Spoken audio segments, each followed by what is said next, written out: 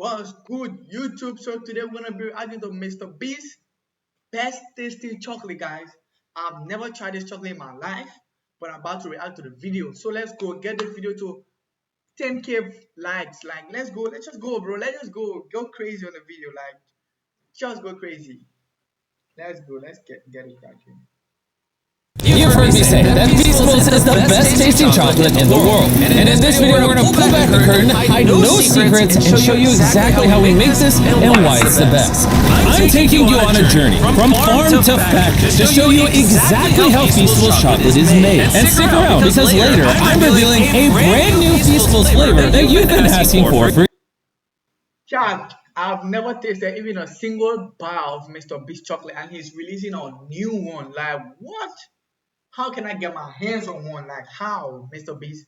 Mr. Beast, send me a packet of Feastables. Please, Mr. Beast, please. For years, most of the chocolate brands you see in the grocery store are over 100 years old. And when I started Feastables, What? 100 years old chocolate bar, and we are eating it in 2025. Why are we not yet dead? I realized a lot of chocolate companies are stuck in the past. How the ingredients are sourced, how they're put together, everything was ripe for disruption. But before I tell you guys how we develop our chocolate, you need to see where it all begins. Mr. Beast Chocolate Foundation began in Ghana, where Gamishowspeed was born.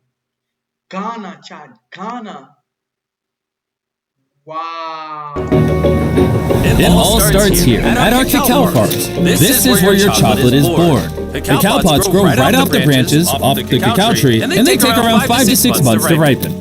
Harvesting is all done by hands, using curved blades similar to this, thank you, to cut the pods in half and then split them open with the machete. And when you crack that bad boy open, you'll see these sweet and tangy white beans. How is that chocolate, gang? How? Like, how does chocolate come out of that? Like, how? That thing looks disgusting. Ooh, smells great. It's slimy. This process is entirely manual and cannot be done by a machine. These beans are then left to ferment, and this is where chocolate gets its taste from. These farmers are the first step to bringing chocolate to life. But here's the reality. Over 70% of the world's cacao comes from West Africa. Sadly, most farmers here earn less than $1 a day, and that's why over 1.5 million children are involved in illegal child labor. When I learned this, I knew Feastables had to do things different. That's why 100% of our cacao is fair trade certified. We pay farmers a living income reference price, and we only work with farms that use child labor monitoring and remediation systems. When farmers are paid fairly, their kids can go to school, and the farmers can focus on growing the best cacao. That is where the quality of Feastables chocolate truly comes from. After a week of sun drying, the beans are ready for the next stage. Once the beans are ripe back in they are dumped off at our factories like this. We then grab these beans and we roast them to unlock the chocolate flavor. Thank you. You could have just left them in the bag. Then you take the roasted cacao, take off the shell, and you're left with cacao nibs like this. Then you take these cacao nibs and you turn it into a cacao liquor. You then take this cacao liquor and separate it into cacao butter, cacao cake, and cacao powder, allowing you to recombine them in the right ratios to make the flavor profile you want. Before a single flavor becomes a reality, we send out surveys to you guys, our fans, asking exactly what flavors you want to see next. Then we turn those ideas into thousands of prototypes. I taste hundreds of formulas, and we run a blind test with thousands of people until one flavor crushes the rest. We asked over 250,000 of you which flavor you wanted to see next, and the winner, reveal it, was our brand new Feastables Caramel Bar. Beautiful. You see, this is a dairy-forward, small batch, kettle-cooked caramel. We didn't take any shortcuts. No shortcuts. No fake flavors. No fake flavors. That cheap added caramel color. Okay, we use real butter. Sweetened condensed milk. Heavy cream? That's creamy. Brown sugar? A little bit of vanilla, a little bit of salt, get to stirring. Can't wait. Alright, check out this bad boy right here. Look at that. Look at how drippy it is. Look at that. Now that you know how Feastables caramel is made, let me take you on over to the taste test room, where I invited hundreds of strangers to do a blind taste test on our new Feastables caramel bar. Here's what they had to say.